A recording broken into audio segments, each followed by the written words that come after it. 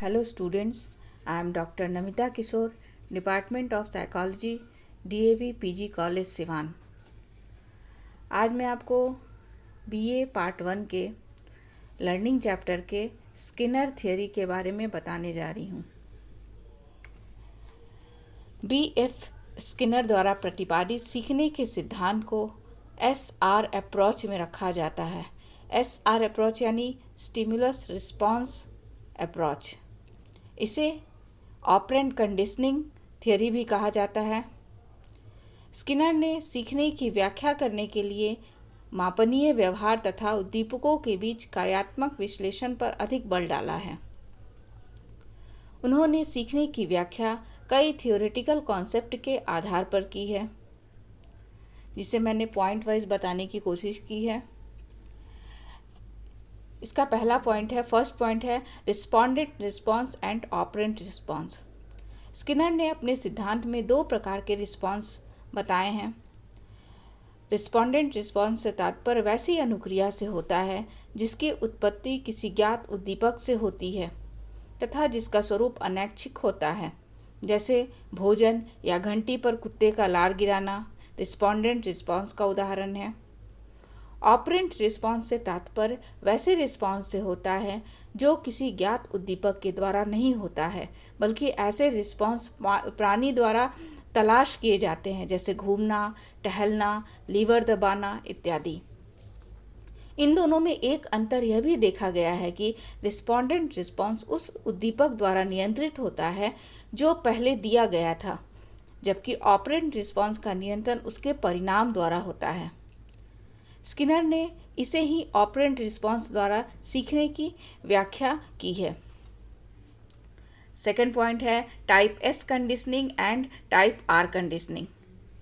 Skinner के अनुसार अनुक्रिया की तरह अनुबंधन भी दो तरह का होता है। टाइप एस कंडीशनिंग को रिस्पॉन्डेंट कंडीशनिंग भी कहा जाता है तथा यह क्लासिकल कंडीशनिंग के स्वरूप का होता है।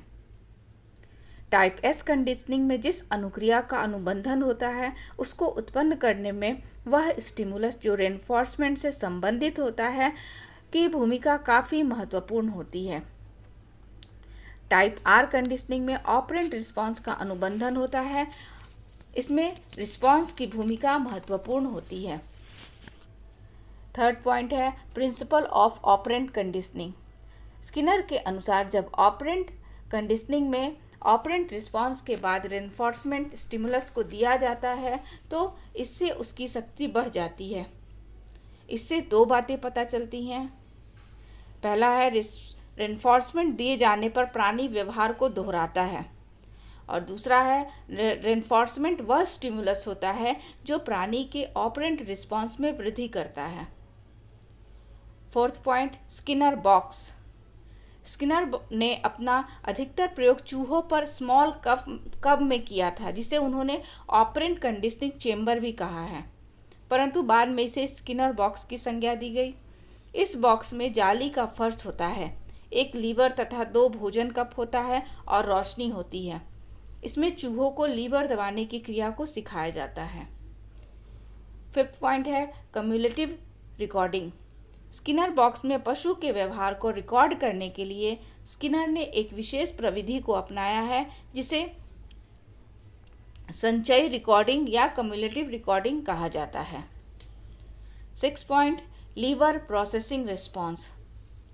स्किनर के अनुसार लीवर दबाने की अनुक्रिया में 3 अनुबंधन होते हैं, डिप्राइवेशन, मैगजीन ट्रेनिंग तथा लीवर दबाने की अनुक्रिया। डिप्राइवेशन, इसमें पशु को कुछ घंटों तक भूखा रखा जाता है ताकि यह देखा जा सके कि दिए गए कार्य पर प्राणी कैसा रिस्पॉन्स करता है। सेकेंड है मैगजीन ट्रेनिंग। इसमें फीडर के पास आवाज़ उत्पन्न करके प्राणी को वहां जाना सिखाया जाता है। आवाज़ के साथ ही भोजन कप में आ जाता है और प्राणी आवाज़ तथा भोजन के बीच एक एसोसिएशन करना सीख जाता है। थर्ड है लीवर दबाने की अनुक्रिया। मैगजीन ट्रेनिंग के बाद चूहे को स्किनर बॉक्स में छोड़ दिया जाता है तो वह इधर उधर घूमता है। इस दौरान वह लीवर को दबाता है तो खट की आवाज़ के साथ भोजन कप में आ जाता है। खट की आवाज़ सुनकर वह कप के पास पहुंचकर भोजन कर लेता है। इस प्रक्रिया को वह अगले प्रयासों में भी दोहराता है और लीवर दबाने की अनुक्रिया को वह धीरे धीरे करना सीख जाता है। 7th पॉइंट है positive and negative reinforcement. Positive reinforcement वैसे रेनफोर्समेंट को कहा जाता है जिससे अनुक्रिया करने के बाद दिए जाने पर अनुक्रिया के होने की संभावना बढ़ जाती है, तथा निगेटिव रेनफोर्समेंट से तात्पर्य वैसे रेनफोर्समेंट से होता है जिसे अनुक्रिया करने के बाद हटा लेने पर अनुक्रिया के उत्पन्न होने की संभावना बढ़ जाती है। यह रेनफोर्समेंट से तात्पर्य है पुनर्बलन। इसके बाद आता है 8 पॉइंट पनिशमेंट। जब किसी अनुक्रिया के होने से कोई धनात्मक चीज परिस्थिति से हट जाती है या निगेटिव थिंग्स आ जाता है तो उसे पनिशमेंट की संज्ञा दी जाती है। स्किनर के अनुसार जब तक पनिशमेंट दिया जाता है अनुक्रिया दबी रहती है। 9th पॉइंट है शेड्यूल ऑफ रेनफोर्समेंट। प्रयोग के दौरान पुनर्बलन देने के विस्तृत प्रोग्राम को शेड्यूल ऑफ रेनफोर्समेंट कहा जाता है। इसमें 2 तरह के रेनफोर्समेंट पैटर्न होते हैं, कंटिन्यूअस और पार्शियल। कंटिन्यूअस में प्रत्येक सही अनुक्रिया के बाद रेनफोर्समेंट दिया जाता है तथा पार्शियल में कुछ सही अनुक्रिया के बाद रेनफोर्समेंट दिया जाता है और कुछ सही अनुक्रिया के बाद रेनफोर्समेंट नहीं दिया जाता है। 10th पॉइंट है शेपिंग। शेपिंग एक ऐसी प्रविधि है जिसके द्वारा प्राणी में वांछित अनुक्रिया को रेनफोर्समेंट के आधार पर प्रोत्साहित किया जाता है। शेपिंग के द्वारा कॉम्प्लेक्स रिस्पॉन्स को भी करना सिखाया जाता है। इसमें प्रयोगकर्ता उसी अनुक्रिया को रेनफोर्स करता है जो धीरे धीरे उस अनुक्रिया के समान हो जाती है जिससे वह सिखलाना चाहता है। 11th पॉइंट है एक्सटेंशन एंड स्पॉन्टेनियस रिकवरी।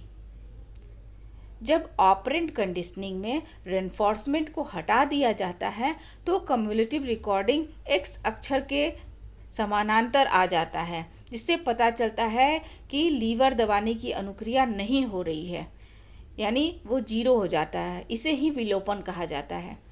विलोपन के बाद प्राणी को पुनः जब प्रयोगात्मक परिस्थिति में लाया जाता है तो वो लीवर दबाने की अनुक्रिया धीरे धीरे करने लगता है, यानी अचानक उसे याद आ जाता है कि लीवर को कैसे दबाना है। इसे ही स्पॉन्टेनियस रिकवरी कहा गया है। 12th पॉइंट है चेनिंग। स्किनर के द्वारा प्राणी एक अनुक्रिया कर ऐसे उद्दीपक के करीब आता है जो उस अनुक्रिया को रेनफोर्स करता है, साथ ही साथ दूसरी अनुक्रिया के लिए भी वह उद्दीपक का कार्य करता है और इसे ही चेनिंग कहा गया है। 13 नंबर पॉइंट है वर्बल बिहेवियर। स्किनर के अनुसार भाषा की व्याख्या रेनफोर्समेंट थ्योरी के संदर्भ में की जा सकती है। इसके लिए स्किनर ने शाब्दिक व्यवहार का वर्गीकरण 4 भागों में किया है: मांड, टैक्ट, इकोइक बिहेवियर तथा ऑटोक्लिटिक बिहेवियर। इसके बारे में मैं आपको थोड़ा सा बताना चाहूँगी। जैसे मांड, इससे मांग का पता चलता है और मांग की पूर्ति हो जाने पर बोला गया शब्द पुनर्बलित होता है और फिर एक नए नीड की उत्पत्ति होती है तथा व्यक्ति एक नए मांड को दोहराता है, यानी नई मांग उसके अंदर उत्पन्न हो जाती है। टैक्ट्स, वातावरण के किसी वस्तु का नाम बताने की प्रक्रिया को टैक्ट कहा जाता है। जब व्यक्ति किसी वस्तु का नामांकन करता है तो उसे पुनर्बलन प्राप्त होता है। इकोइक बिहेवियर, दूसरे द्वारा बोले गए शब्दों को दोहराने से वर्बल बिहेवियर पुनर्बलित होता है।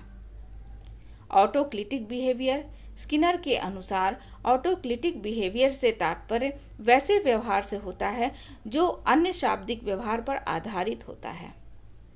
अतः निष्कर्ष के तौर पर यह कहा जा सकता है कि स्किनर का लर्निंग थ्योरी काफ़ी महत्वपूर्ण है।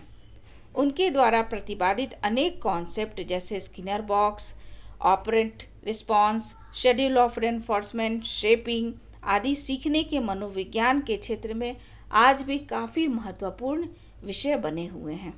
That's all. Thank you.